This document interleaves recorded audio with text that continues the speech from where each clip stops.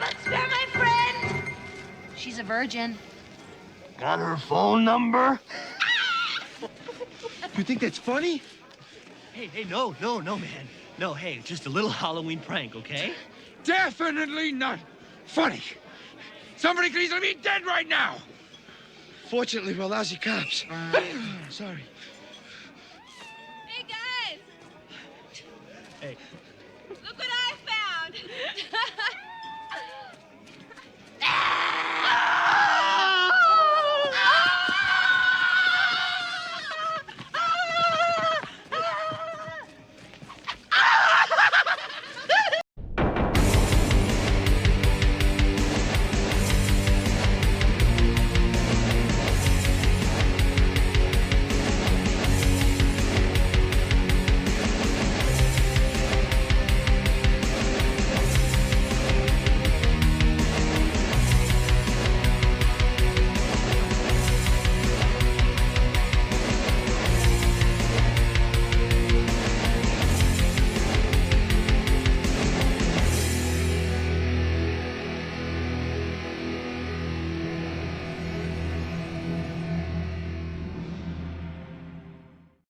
Welcome back, everyone, to Master of the Universe podcast. Joey Cage here, along with Christopher Motherfucker to the Max J. How you doing tonight, man?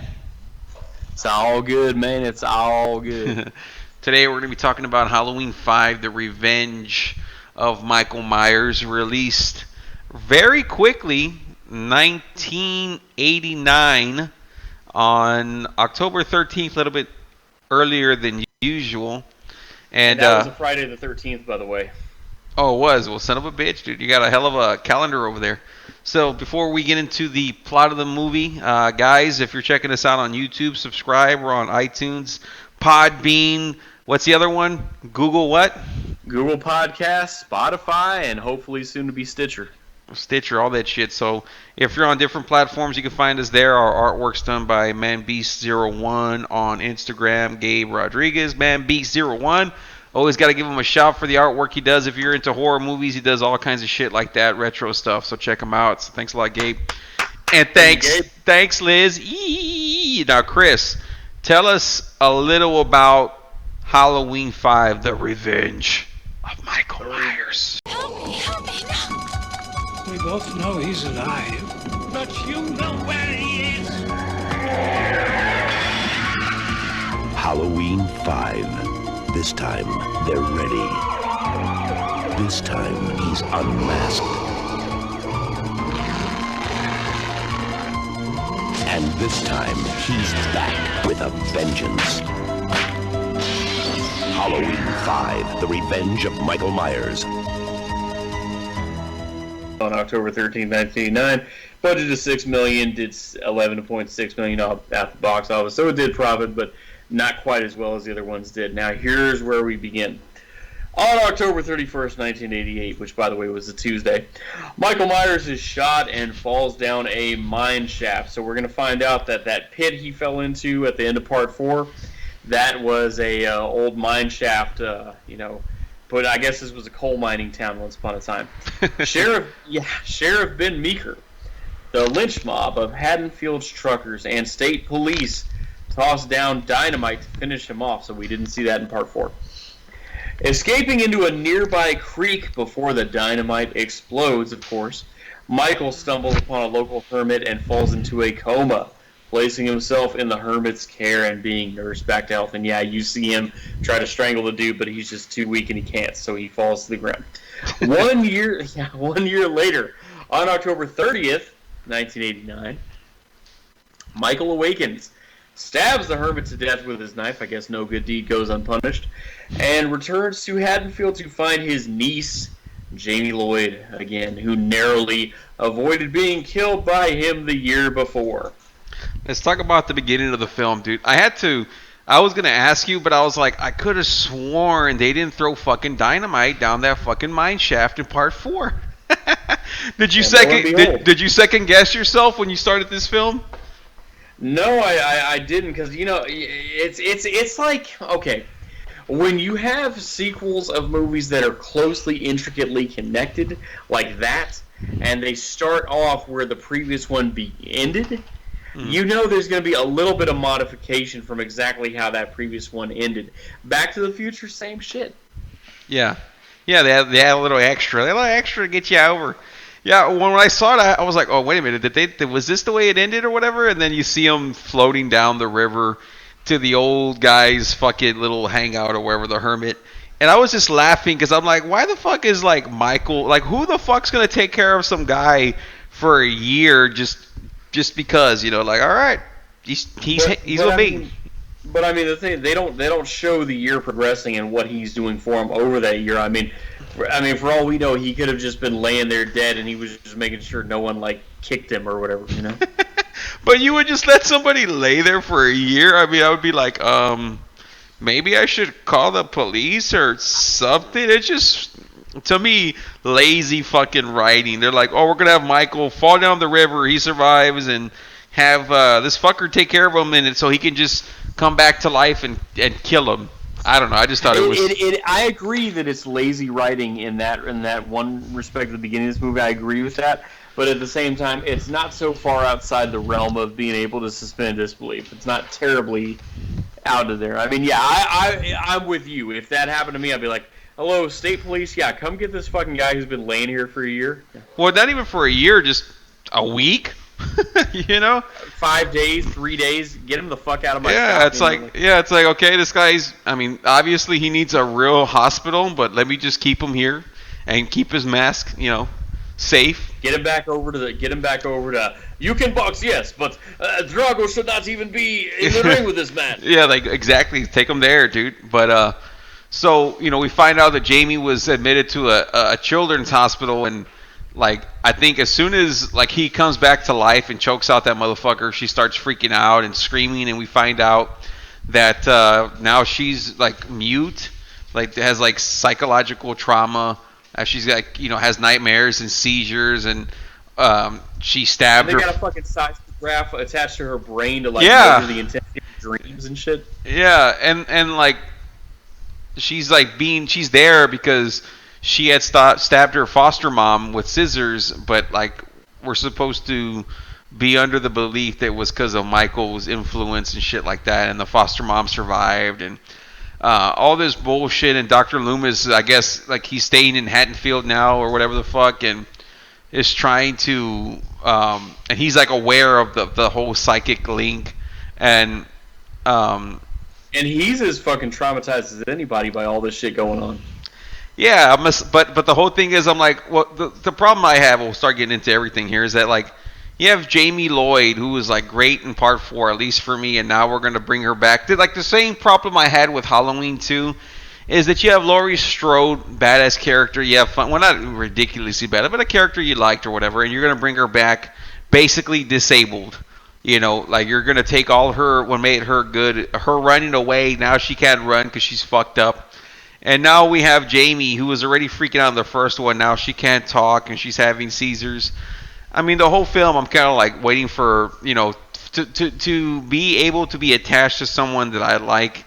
And then Rachel goes and visits her at the hospital, like, after Jamie's supposed to, you know, stabbed her mom.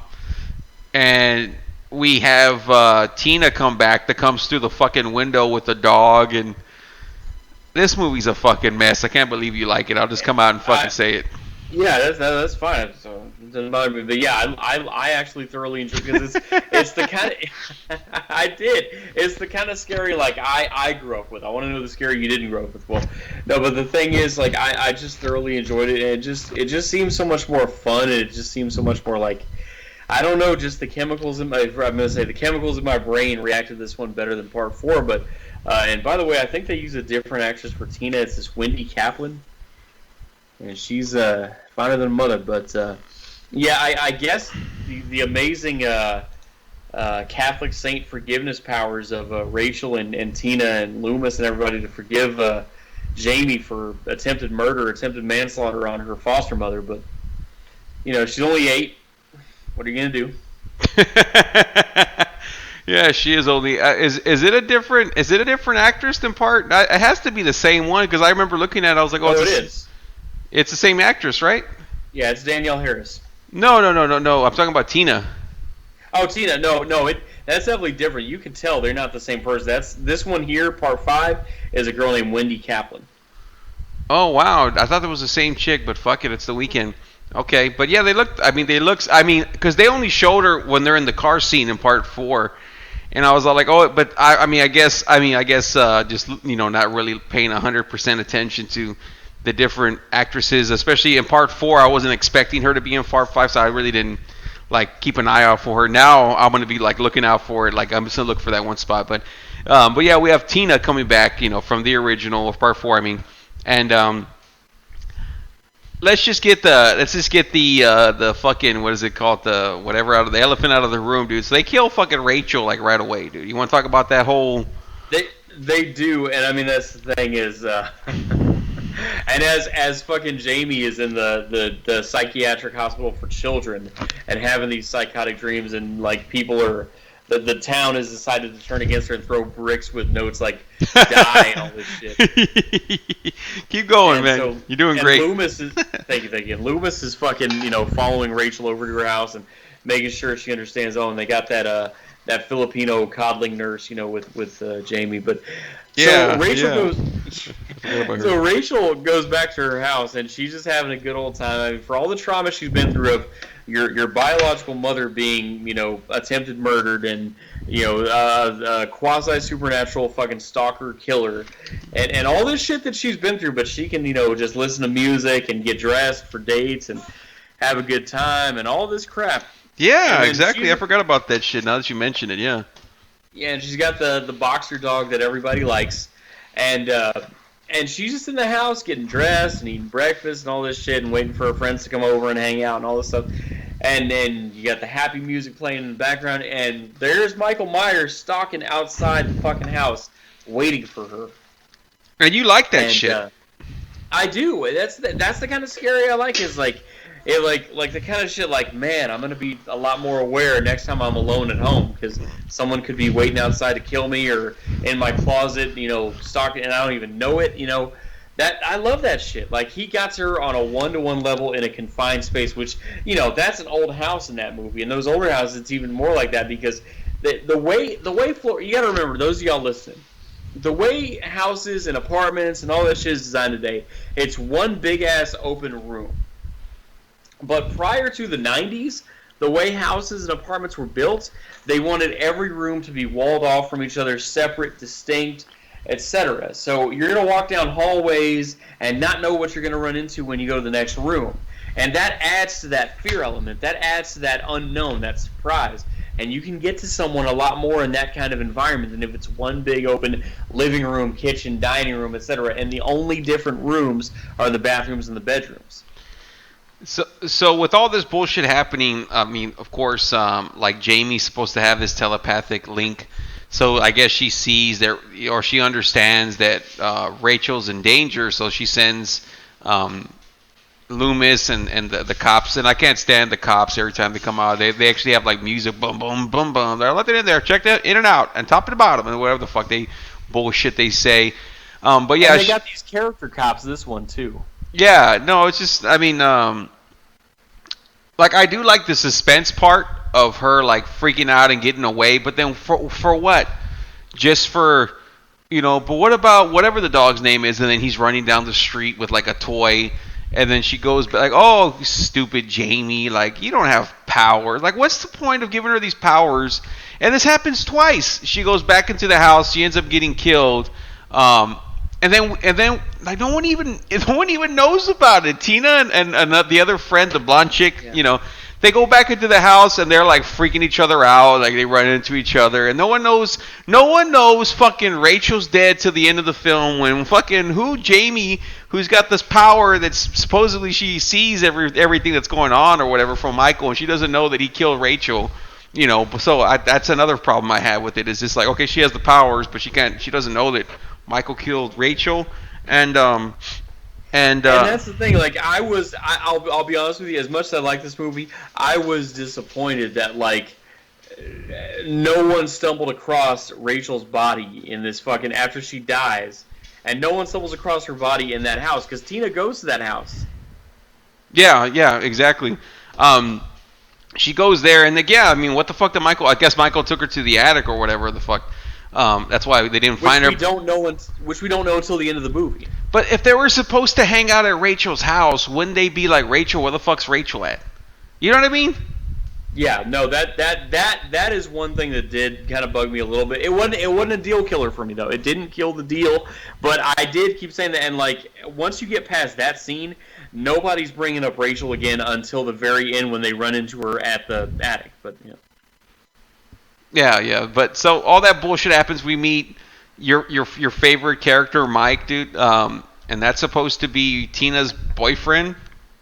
Yeah, that's Tina's boyfriend. And that's the thing, and that's where, and again, I'll go with this. So, the characters in this movie I like better than a lot of the characters in Part 4 because it's like, you know up front what they are and what they're about and what they do. So, like, Brady, I don't, and his friends, all that stuff, like, you really don't get a sense of what really they are. They're just dudes, and you don't have a strong sense. But this is like, these guys are like the NXT characters. Like, they're given this obnoxiously blatant out there gimmick, and you know what they're about. Like, this dude is like Mr. Cool, and I got this badass convertible car, and I wear a leather jacket, and I wear these tight jeans, I wear sunglasses, and I'm an asshole to people. And so he's the cool car guy, the asshole. And then he's got the friend Spence, or Spitz, or whatever. Spitz, and dude. He's Spitz. And he's the D-bag friend of Mike's. He thinks he's a jokester and a prankster and stuff, and he's with the blonde chick. And that's fine. And, like, you get a sense for who everybody is right up front.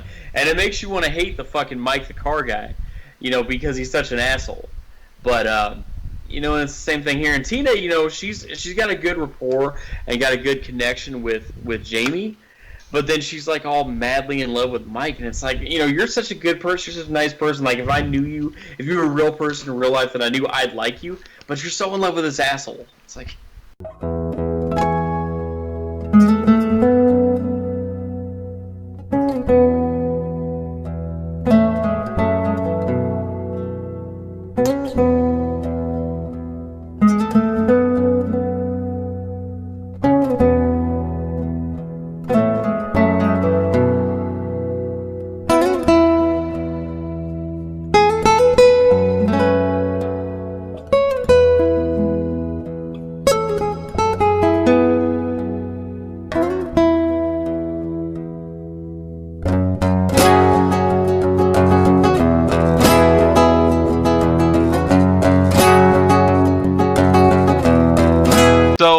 Right away, Tina's boyfriend, Mike, gets killed. Like, I don't know where he's at. Do you remember? I know he gets, like, killed with pitchfork or some shit. Yeah, he does. See, that gets to both of us. A guy named Mike gets killed with a pitchfork. So,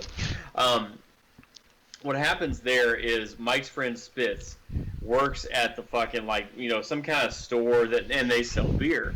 Now, these guys are all underage. Because remember, the age 21 law went into effect in 84, and this is 88. So these guys are all or 89, but these guys are all underage.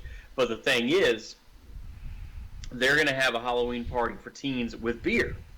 So Mike's, being the asshole setup guy, and he's like, hey, just bring me the fucking beer, all right? And so he sneaks it out the back door, loads it in Mike's truck. Now, Mike is supposed to then just get the fuck out of Dodge and go to wherever it's going to be stored.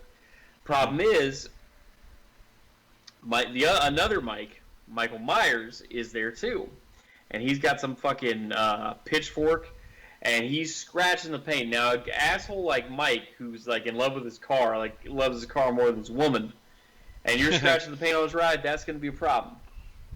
So he decides to be tough guy with him, not knowing who he's dealing with, and he gets his. And it's kind of hard to feel a lot of sympathy for the guy. I mean, even though it's a human being and all this stuff, but it's like he's just such an asshole. You don't get that mad when it happens. Oh yeah, he dies. And I was like, all right, good. He's out of the film. I was pretty excited. And he goes and it's not him, but it's like Mike picks him up, but it's a different Mike, and he's wearing that mask, and it's like that's some of the things like I don't like about the film. It's like Michael's picking up this chick, he's not killing her right away. He drives her to the store, and then of course Jamie's freaking out. And I forgot to mention it, but like Jamie has this other friend who's like a stutterer. He kind of looks like little Lou Ferrigno, and he's just like, she says that like, so he helps her out, like when they're at school or at the wherever the fuck the sanitarium and bullshit sanitarium, the crazy people hospital, whatever. And even like before then, like Jamie sees like the janitor through like the window at that place, and she runs to the basement, and it's like a lot of fake outs the entire film. It's like total fake outs. Yeah, it is. So she's continuing to have these hallucinations, these visions that lead her to these places. And yeah, the mustache janitor, he sees her and finds her, tries to help her out, but she's fucking panicking. I mean, like, and fucking Michael Myers, before he kills Mike the car guy, like, he faked out Jamie. Because remember, she starts drawing the fucking dog teeth on there, and he says Max into the name of the dog. So they think Michael Myers is going there to kill the dog. And no, he wasn't there to kill the dog. He's there to kill fucking Rachel. Well, Max was there, like, guarding, or, he was aware. So, yeah, all that bullshit was happening. But, yeah, so they go and, she goes to the store. They're like, cookies, big lady. And then they go and they send all the squad cars to save fucking Tina, not Rachel. And then they go and save her, like, what? I'm okay, Tina, whatever. Like, there's, like, all these cars. It's ridiculous. And like four or five fucking cop cars at that one convenience store. And they get on the intercom and tell Tina to get in the car. Yeah. And they take her back there, and they're like, I'm okay. She's like, Tina! And she's so like, oh, they're happy. They're so happy, she's talking again. But then right away, fucking Tina wants to go and leave her. She's like, when you have a connection with somebody, they make you just feel connected, or some stupid bullshit line. And I'm like, you just broke up with this guy, or he left you, or, ask me if I care, like when they go back to the party, because I guess Mike left her and she's upset. But she's going to go leave because of him, and then she ends up hanging out with Spitz and Samantha or Sam. And, I just can't get it. They're just stupid fucking characters. They leave Jamie alone. She's finally being able to talk. She's telling you you're going to get killed. You're like, nope, not going to get killed. I got things. Dude, that's horny teenagers for you, though. Dumbass horny teenagers going to a beer party. And what do you expect? It's Halloween, dude. You can do it any other fucking day. You're going to go, after all the, like, where the fuck's Rachel? Has anybody asked where the fuck's Rachel? We're supposed to be hanging out with Rachel. It's been a full fucking day. No one said where the fuck's Rachel at. Hello, McFly? Anybody home? It's just like, let's not be stupid here. They go there, and then the cops are like, trail her down, and the entire time, Dr. Loomis is acting like a fucking maniac. He's over there grabbing little girls, thinking it's Jamie ripping off the mask. They're like, oh, it's Jamie, how she escaped, yeah, and then he's like, Jamie's like waking up or whatever, and like that one, Filipino whatever nurse, he's like, leave him alone, doctor, and she's telling her like, you protected him, she's like, and he says that thing about like, you know what he did today? He went to the cemetery and dug up a 9-year-old girl's casket. What do you think he's going to do? And I'm like, what is he going to do with that? And then we see the casket at the end. Yeah, I was wondering, where the fuck that casket came from? I guess that's what it was. But all that shit's happening. We see Spitz with the Michael Myers fucking outfit, of course, right? Of course. You got her phone number? It's such stupid shit. The cops are getting ready to shoot him. Everyone in this film is fucking dumb. I cannot. There's no one here that I say, yeah, dude, you're a survivor, because Jamie's not talking. Everyone's acting like they're on fucking Looney Tunes with crack. They run into the barn. Look what I found, a kitty, a little cat, and then they're fucking walking around the barn, and they end up getting stabbed again. To kind of the way Friday the 13th, but he didn't fully impale both of them, so the chick runs away. That scene reminded me of Freddy versus Jason when they go out to the cornfields for that party. Yeah. It was that same kind of thing. But it's like, to me, like, I didn't get angry at that, because that, to me, that's just kind of like my stereotype of, like, dumbass teenagers going to a party and they don't care about anything else but getting drunk and getting laid and all that shit. It's just, to me, that's just what I expect from that shit. But I guess just the continuity from part 4, along with the style of fear and the style of scare, did it for me, I guess. I don't think anybody in their fucking right mind is going to try to bait a cop to shoot them by pretending to be a killer. And for these kids to do that and to think it's funny and then be brain dead, and then he does it to that chick again. She's like, "What are you doing?" You know, spits, and it's really him again in the bar. It's like, I mean, how many times? I mean, to me, when I see stuff like that, is that you cannot make this movie scary. So what you're gonna do is just pretend like, well, we're gonna do fake scares, pretend like they're actually scared, and then it's a fake out because you wouldn't have got scared I mean, if they would have just been like, hey, it's really Michael, and they kill, okay, then that's fine. But to be gag after joke after it's just like the whole. But that's why I wouldn't have felt bad for him if Spitz had gotten shot by those cops. I mean, it's you obviously you don't want someone to get shot. They don't have to be, but it's like I wouldn't have felt real terrible about it because it's like what the film okay. The film would have been great if they did. That's my point, is that you wouldn't have felt terrible. But why have the fake out? It would have been even better than, oh, it's this jokester. He got killed for real. Fuck, we got to be more careful. But instead, they go right into the bar now. And then he fakes out his own girlfriend. And then he gets, I mean, to me, it's just constant. They can't scare you. They can't shock you. So they try and be funny with the scare. And then, to me, you just feel like these characters are stupid. They cannot, come up with a scare that's natural, that flows with the film. So they're like, how about we just keep faking out the audience, faking out the cops, so when it does happen, you don't care anymore because you've already been faked out so many times that who gives a fuck.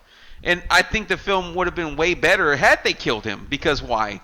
It would have been shocking. Oh shit, they actually, like when you saw Ben Tramer get hit, you're like, well, it's not Michael for obvious reasons, but this one, you would have thought, yeah, if they would have committed, hey, that's Michael trying to kill her and she's freaking out for real, and then they shoot him, and because we just saw Michael in the parking lot pulling up there, then that would have been so, oh shit, they wow, that's fucked up. But they don't commit to anything. It's just fake. And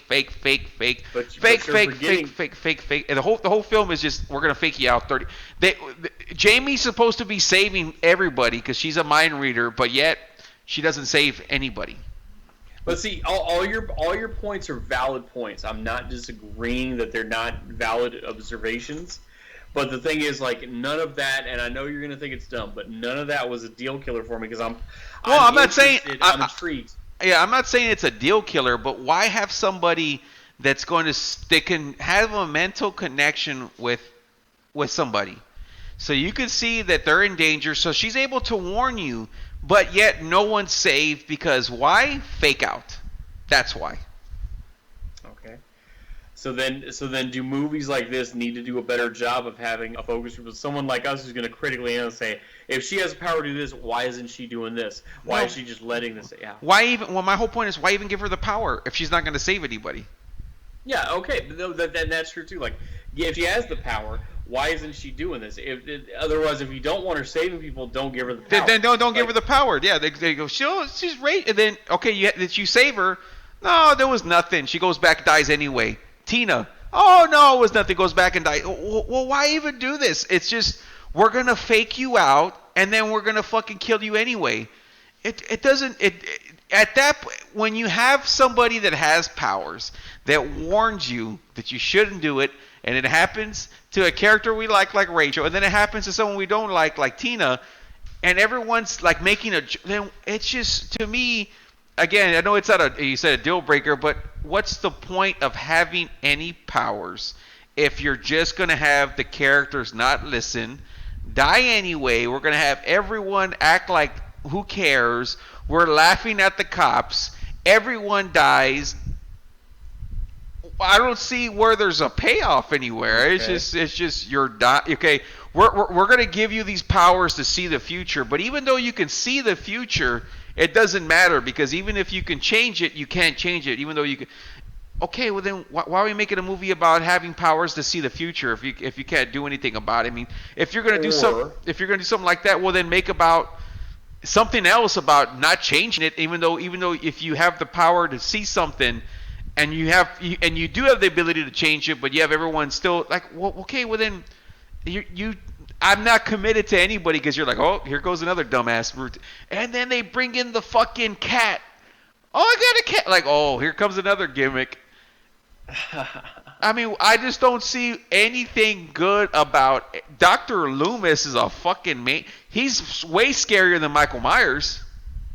Yeah, you know what Dr. Loomis reminds me of in this one is like, it reminds like there were a couple times my grandfather did this to me. I'm not speaking ill about it. God bless him. I love my grandfather, but God bless them all. There were a couple times, yeah, but goddamn, but there were a couple times when I was a young kid, like third grade, that he scared me like that, yelling at me like that, stuff like that, and like I didn't know what to do or how to handle anything like that, and so I'm empathizing with the character Jamie, who's getting yelled at by an older gentleman like this, because I've been in that position and not just like other older people too have done this to me, and it's the thing is, you really genuinely don't know what to do or how to handle it or anything like that, and you don't know how. You're not giving them the answer that they want to give because you don't know what that answer is that they want in the first place. And like I've seen other adults do this to young kids too. I've seen 50-something-year-old men do this, like 9-year-old, 8-year-old girls, like. But that's my point. Is why is an old man scarier than Michael Myers? But I'll answer that for you. He's doing that. He's scared of Mike because he's so passionate. And now by this 5th movie in the series, he's not only older, but he's just completely come unhinged because he's so fucking worked up about this. And he should be. But you have Michael Myers in the film, and you say, I hate Dr. Loomis more than Michael Myers. I didn't. That's you took it that way. I didn't. I mean, yeah. Do you have Michael Myers doing anything in the film really? I mean, he stabs Rachel. We don't see him. He's driving around Tina. We don't see him. Dr. Loomis is yelling at fucking Jamie. I mean, it's like Dr. Loomis is way more in the spotlight than him, and not for good reason. It's just like, we're watching a Halloween movie with Michael Myers, and you have Dr. Loomis, the doctor, being the maniac, and Michael Myers not doing shit. After killing Rachel, not really doing anything, yeah. Yeah, he killed Rachel. Stalking. He's driving Tina around in a vehicle. He has her in the vehicle and lets her live and get out the vehicle. Like, that's a fake out. It's like, okay, so he didn't kill her then, so he's gonna would Michael Myers let somebody do? No, that doesn't make any sense. It's but if the cops hadn't stopped him, wouldn't he have eventually done something? Of course, but he had his chance. Why is he gonna drive her and stop at a fucking store? Because he's a profound intellectual with a specific plan.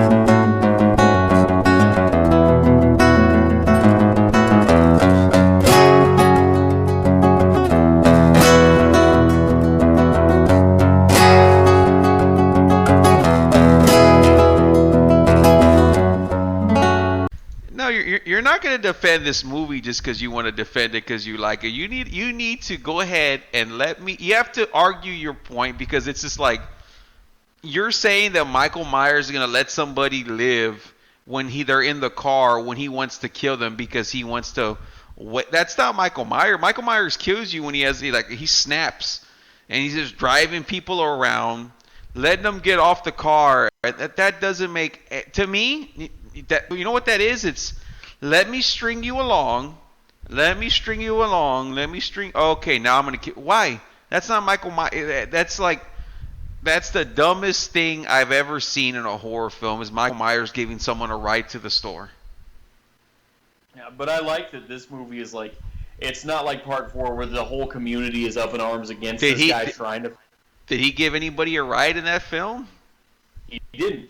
That's true. Do you think if he gave somebody a ride in that film, it would have made the film better? Not necessarily, no. So I mean, that's my point, is why even have this scene? It doesn't do anything. we're gonna try and cause some kind of suspense because we know it's not really Mike because he's dead. We know that. Yeah. So it's supposed to be like, oh, she doesn't know it's not really him. And then we give him a bullshit mask. Like, you know what? He was already wearing a mask, so Michael's going to put on a different mask. And I mean, it's just the stupidest damn movie I have lit. Like, but it didn't bother me though. Like, I know it didn't bother you. I'm just saying. But I'm not saying that because I wanted to like the movie up front. I didn't know what to expect from Part 5. The thing is, I'm watching that scene and I'm thinking to myself, I'm just sitting there waiting.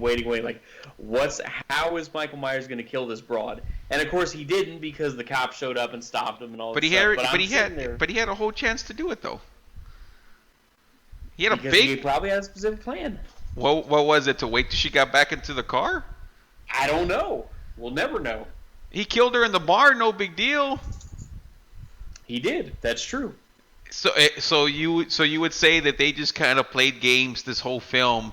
I mean, I know you liked it, but it just sounds like, oh, you know what? Let's just prolong this bullshit. Let's make bullshit suspense because we can't really make up suspense. But anyway, we'll skip all that dumbassery. But I wanted to get dumbassery. That there's a Karamism right there. But I wanted to get to the part that I just intrigued me because I didn't know what to make of it. So you see the bus stop in a town that looks like Hill Valley, and this guy gets off the bus. And granted, you already know that Michael Myers is in another scene like at the same time. So you're thinking, is this him bilocating? Because you see this guy get off the bus who's dressed in all black like he's Johnny Cash. That's another. And he's got these. Go ahead. It's another thing is that they had no idea what they were going to do with that. But of course, just like this entire film, they wanted to add something to. What's that? But they didn't even know what that was. Well, they didn't even know. They didn't even know. I don't agree with that because like I see him get on the and I'm like. Is this Michael Myers in a different outfit? Like, who is this? What is this? And I'm intrigued. But I'll stop there because, it gets to a later thing. But well, I mean, you could think that, but what it was is that they want you to say, well, who is this? You could say, oh, I thought that was Michael Myers. Okay, well, Michael's wearing these, the fucking, the fucking, whatever, the Duke's, outfit from Jason Goes to Hell, whatever his name is. But They had added that whole thing is because they wanted to add, from what I remember, they wanted to add some kind of, oh, well, who's this guy helping Michael Myers or and they didn't have an idea, but they wanted to throw it in. Just like the entire film, they didn't know what they were trying to do. And I mean, that shows clearly for me at least is that they didn't know. They were just like, well, it's supposed to be Michael Myers. Let's just throw a bunch of shit together. Let's have some stupid characters. Let's prolong this as much as we can. You know what? Let's throw a casket at the end of it just because it's scary. Like that's the whole film is like, what can we just throw? Like just throw ideas. Let's not have this big, really well thought out plan. Let's just throw ideas. So they have Jamie go to the house because they think Michael's gonna be there or some bullshit. They have all the cops there, and then Jamie sees something. The cops get a fucking call, and they send all the cops that are supposed to be protecting Jamie gone. Another stupid thing. So we know Michael's after Jamie Lloyd, right? But we're gonna send everyone. But like, we're take her back. We're gonna take her back to the station, but we're not gonna let anyone go. And then Dr. Loomis even says, "Now you come, Michael." Like, yeah, everyone knows. It's not. I mean, okay, no one's fooled. Everyone. Because Loomis told her up front. He said to her, I know how to get him. We have to get him in the house where this all began. So they have this whole, like you said, the whole department is there at this house waiting to get Michael Myers. But the problem is so Loomis has this other plan. Like, he fakes him. She lies and says Billy's in danger when he, really wasn't. Yeah. And then and that was a decoy to get the cops all to leave because Loomis and what's-her-name, Jamie, knew that Michael Myers isn't going to go to that house if all the cops are there. So, okay, I 100% understand. So the better plan was let Jamie and Dr. Loomis fight Michael Myers, right? And so what happens during this? They kill the cop, but he gets hung outside the window. What happens? Oh, Dr. Loomis grabs Jamie. We don't know his intention. He's like, "Get it, Michael. I'll show you." And then, Michael doesn't kill Loomis too. He's like, "She can show you, Michael." Oh, what doesn't make any sense. I'm going to bring you up to her or whatever. Anyway, he ends up dragging Jamie to his trap, which is like a chain. He starts shooting fucking tranquilizer darts at him. Oh, that was way better than having what the okay, I understand that, yeah, Loomis, what, but that's stupid though. I understand that he has his own plan, but your plan is to put Michael Myers, who just kills everyone, jumps on trucks, gets shot, thrown down a well with dynamite. Tranquilizers are the one that's going to get him, even though that clearly didn't work in part 4. That's what I'm saying, like Ray likes to say. Like, okay, I understand that he has his own, but it's stupid. It's like, but what does work on Michael? Because I mean, like in the end, what does he do? And then in the end is when you see fucking Mike hanging in the attic, and you see Rachel sitting down in a chair dead. That's when we find out. That's when we find out. Yeah, Rachel's dead, or that's what Jamie finally finds out at the end of the film. And again, I'm gonna agree with you on that was because I was sitting there watching this movie, liking the movie, mind you, but still saying to myself, why are they not acknowledging Rachel? No one's asking where she is. No one gave a fuck. That's the issue with this film. It's like they did not think it through. They're just writing scenes to complete a film, not thinking, okay, we have this scene, but what about, let's think about it logically. Why is this not working? Why is this person doing, and then, like jumping around when Jamie's like escaping from like that school or whatever, she runs into the little boy and, as a jump scare, I can show you where she is. They're at whatever barn. Michael's chasing them with the car and all. It's just stupid shit. Anyway, but yeah, at the end they have Michael locked up, which is another dumb scene. They have Michael on his knees with his mask on. They're like, that's where he'll stay till the rest of his life or whatever. They walk outside. Boom. Then we see that man in black break him out, and that cop, of course, leaves Jamie in the car by herself, which, of course, she doesn't stay, and she goes in there.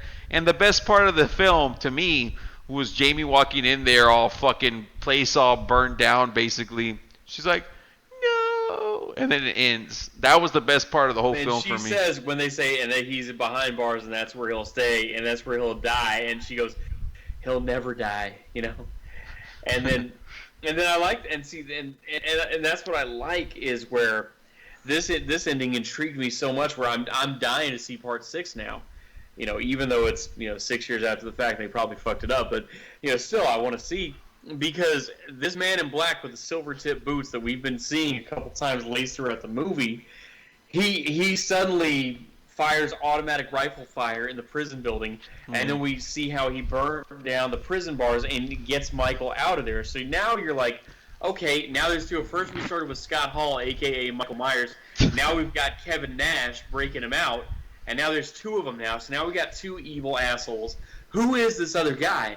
Is he some evil angel that's empowering Michael? Is he just some empowered partner of his? Is he the devil himself? We don't know. And so we have to now watch part 6 to find out, hopefully. And that we will. So, Christopher J., what do you give Halloween 5, dude? And tell me your overall thoughts. God, I'm gonna give this one an 8.5, no problem. It was fun. Like I stayed interested the whole time. I was intrigued the whole time. And again, that doesn't mean it doesn't have flaws. Of course, it has flaws, and you discussed them pretty well. But the whole time, like, it's the kind of horror I'm looking for. Like, I'm waiting to see. I like one-to-one scary. I like confined spaces. I like stalking. I like, the closets and shit like that, which you saw in this one. And it was just so much fun. And then the silver tip boot man was a mystery that kept me interested the entire time. So I'm going with 8.5. Well, this is one of those ones where we're gonna disagree. I mean, out of a 10, dude. I mean, I would probably give this one a 4 out of 10. Not completely dog shit horrible. I mean, there is certain things I liked about it. Like I'm shitting on this film based upon me really liking 4, loving 3, not liking 2, and being good with 1. This is one of those to where I didn't like the way they had such a good thing going on with 4 for me. You didn't like 4 as much as this one, of course. And then they kind of just flip things around. I did like the way the Meyers house looked. I liked the scenes towards the end, how everything was looked. It looked like they were trying to take Michael Myers in a haunted house kind of direction, which, okay, I will say, you know what, after trashing this film for a good, while now, I'll say, you know what, I like the way the house looked. He does look better in this film than he does in part 4. He does take off his mask briefly for Jamie. You're just like me. I wouldn't say it's a 5. For a 5, I would say it's something that, you know what, it's not good, it's not bad, it's just one of those films that I'll watch again. This one's like, no, I won't. I mean, I might watch again if I'm doing a Michael Myers 4 and 5-a-thon, or even 6 if they connect it. I haven't seen part 6 in full. I'm not gonna spoil it. But I mean, it's bad, but it's not not dog shit horrible. Just didn't like the fact that there were so many fake outs. I guess they make Dr. Loomis, who was such a great character in part 1, part 2, and 4, kind of change his tone. But I can understand, like you said, like, oh, well, he's fucking insane. He made himself insane because he's trying to warn everybody else, and he's been around all this chaos. So, like a 4 out of 10.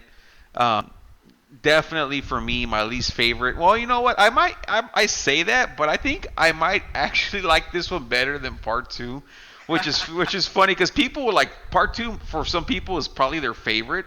From what I've heard, I think part 2, he looks a little bit better. The kills are a little bit better, but I mean, this one's at least a little more. I don't even know what I gave part 2, but I mean, anyway. Halloween 5. I like part 2. It's definitely not. Part 2 is. I mean, come on. If anyone says part 2 is their favorite, I'm like, come on. It's either for me. For me, you're never gonna get better than the first one. But yeah. I mean, Halloween 5, and this is in the midst of. I mean, this movie gets released October 13, 1989, and what a year 1989 was for horror. You've got July 28th, 89. You've got Friday the 13th, Part 8. Freddy Takes Manhattan. And then 2 weeks later, on August 11th, 89, you got fucking Nightmare 5. And then 2 months later, you've got on October 13th, 89, you got this one. So, I mean, this year of 89 was the precipice for all the franchise horror movies. The worst ones. A lot of people hate, I know you said Freddy Takes Manhattan, but, I know you meant Jason Takes Manhattan. A lot of people hate Jason Manhattan. I think it's a good film. I don't think anything wrong with it. Me too. The Dream Child, I used to not like it. Now I'm kind of like, it's pretty. I like it for what it is. It's different than, of course, it's not the first 3, but I like it. It's okay. It's okay. The Dream Child. This one, it's not as good as the first 4 for me. But you know what? It's like, hey, it's Halloween fun. They make stupid decisions. I mean, if we're gonna base it off of that, then Friday the 13th, the remake sucks, and I'm not gonna say, oh, it sucks. It's just, hey, they're annoying, decent film. I was kind of harsh on this film because I liked part 4 so much. I hold part 1 in very high standards. 3 was different, and I enjoyed the fuck out of it. And then 2 was, to me, 2 is really boring. This one, I mean, it may sound, again, and I know it does. But I might like part 5 more than part 2, just because it's something I will watch again. Part 2, you really had to beat the shit out of me to watch that one. Anyway, guys, I hope you guys enjoyed The Revenge of Michael Myers. We still got a few more films to go. We're recording this October 12th, so that means we're going to be doing The Curse of Michael Myers next, and H2O in the upcoming weeks. Trying to do 2 of these per week. So hopefully we get to the at least the original Michael Myers all the way up to 2018 done. We'll do the Halloween Rob Zombie ones maybe in November. Depends on when we finish these. But again, hope you guys enjoyed it, and we'll see you on the next one. Peace.